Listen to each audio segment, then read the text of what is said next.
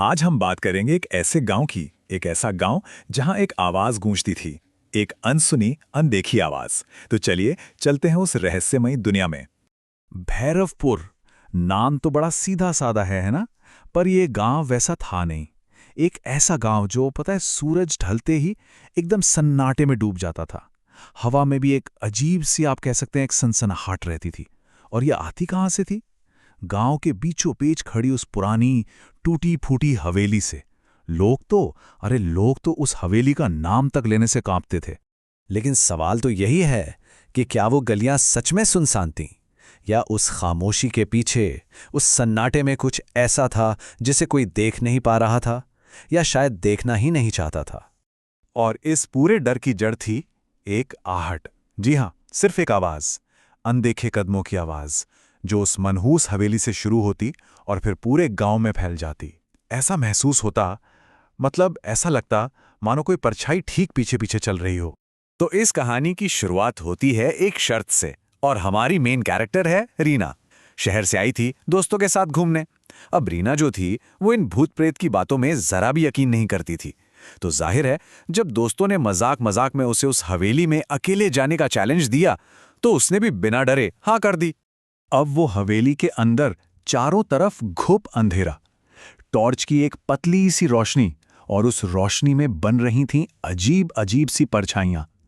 पहले तो रीना को लगा, अरे ये दोस्त लोग ही मजाक कर रहे हैं, लेकिन फिर उसकी नजर दीवार पे पड़ी। उसकी अपनी परछाई के ठीक बगल में एक और परछाई हिल रही थी। उसकी आवाज कांप गई। कौन है? कोई जवाब नहीं, सिवाय उस आहट के जो अब और ज्यादा पास आ रही थी। तो रीना के साथ जो हुआ वो तो बस एक शुरुआत थी, क्योंकि इसके बाद ये जो डरावना साया था ना, वो गांव के दूसरे लोगों तक भी पहुंचने लगा। अब एक एक करके हर कोई उस अनसुनी आहट को महसूस कर रहा था। और ये कोई मामूली आवाज नहीं थी। इस आहट ने लोगों की जिंदगियां बदल दीं। रीना तो थी ही, उसके अलावा रघु और अनिरुद्ध, ये वो लोग थे जो इस अनजाने खौफ के सबसे बड़े गवाह बनने वाले थे। बात करते हैं रघु की। गांव का नाई था। अब उसकी आदत थी देर रात दुकान बंद करके घर लौटने की।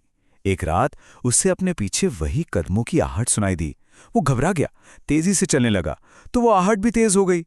वो भागा तो आवाज भी उसके पीछे भागी, और फिर अचानक उसके ठीक सामने एक सफेद साया आकर खड़ा हो गया।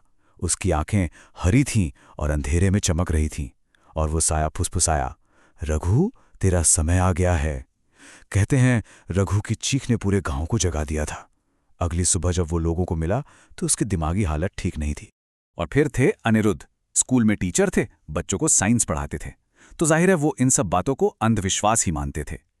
पर एक रात बस हवेली के पास से गुजर रहे थे कि उन्हें भी अपने पीछे किसी के चलने की आहट सुनाई दी। पलट कर देखा, कोई नहीं, बिल्कुल खाली सड़क। और तभी उनके कान में किसी ने एकदम बर्फीली आवाज में फुसफुसाया, तू बच नहीं पाएगा। कहते हैं उस एक पल में अनिरुद्ध का सारा विज्ञान, सारा तर्क, सब धरा का धरा रह गया। अब गांव में जब इतना डर फैल गया तो बात पुलिस तक पहुंची, और केस आया डीसीपी अरविंद के पास। अरविंद एक नो नॉनसेंस, तर्क पर चलने वाला ऑफिसर। उसने ये सारी कहानियां सुनी और बोला, ये सब अंधविश्वास है, बकवास है। मैं खुद उस हवेली में जाऊंगा और इस नाटक का पर्दाफाश करूंगा। और बस वो रात में अकेले ही उस हवेली में पहुंच गए। और हवेली के अंदर डीसीपी अरविंद को भी वही आहट सुनाई दी। वो चौंक गए, पूरा घर छान मारा, कोई नहीं था। तभी एक फुसफुसाहट सीधे उनके कान में, अगर सच जानना चाहते हो तो तहखाने में उतरो। और शायद पहली बार डीसीपी अरविंद की सोच में एक दरार आई। उन्हें समझ आ गया कि ये कोई मजाक नहीं चल रहा है। तो अब हमारे पास 3 लोग थे, रीना, अनिरुद्ध और डीसीपी अरविंद। एक जिसने इसे सबसे पहले महसूस किया, दूसरा जिसका विश्वास टूट चुका था, और तीसरा जो सच की तलाश में था। अब तीनों ने मिलकर फैसला किया कि वो इस डर का सामना करेंगे। जो भी है उस हवेली के तहखाने में है, और उसका सच सामने लाकर रहेंगे। हवेली के पिछवाड़े में एक पुराना जंग लगा लोहे का दरवाजा था। जैसे ही अरविंद ने उसे धक्का दिया, अंदर से एक सड़ी हुई तेज बदबू बाहर आई। सामने सीढ़ियां थीं जो नीचे घुप अंधेरे में जा रही थीं, और वो तीनों एक दूसरे को देखते हुए उस अनजान खौफ का सामना करने नीचे उतर गए। और नीचे तहखाने में जो उन्होंने देखा उनके होश उड़ गए। दीवार पर ऐसा लग रहा था जैसे खून से लिखा हो, आहट से बचना नामुमकिन है। ये क्या था? मतलब कौन था ये जो उन्हें ये सब दिखा रहा था? और तभी तहखाने के एक कोने में धीरे धीरे एक सफेद धुंधला सा साया बनने लगा, और एक बार फिर सबके कानों में वही आहट गूंजी। और फिर उस साये ने बोलना शुरू किया, अपनी कहानी बतानी शुरू की। उस आवाज ने कहा, मैं ललिता हूं, इस हवेली की मालकिन। आज से 100 साल पहले मेरे अपने पति ने दौलत के लालच में मुझे यहीं इसी तहखाने में जिंदा दफना दिया था। मेरी चीखें, मेरे कदमों की आहट तब से लेकर आज तक यहीं गूंज रही है। तो ये थी उस आहट के पीछे की दर्दनाक सच्चाई।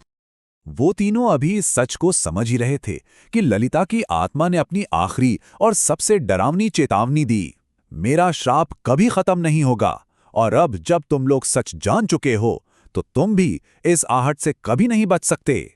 और ये कहते ही अचानक पूरा तहखाना कांपने लगा, दीवारें हिलने लगीं। जैसे तैसे वो तीनों अपनी जान बचाकर वहां से बाहर भागे। और तब डीसीपी अरविंद ने एक फैसला लिया। उन्होंने कहा, इस हवेली को जलाना ही होगा। शायद आग की लपटों में ये शाप भी जलकर खत्म हो जाए। और फिर उस हवेली को आग लगा दी गई।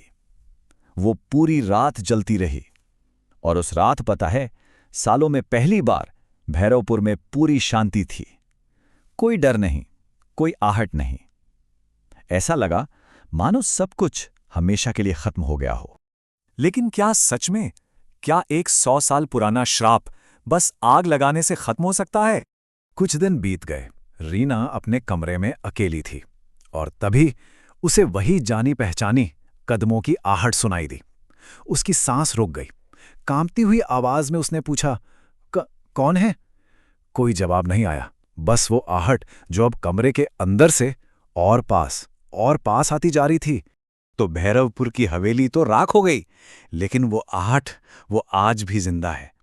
ये कहानी बस एक सवाल पीछे छोड़ जाती है कि क्या डर सिर्फ किसी जगह या किसी आवाज में होता है, या वो एक ऐसा साया है जो एक बार साथ लग जाए तो फिर कभी पीछे नहीं छोड़ता।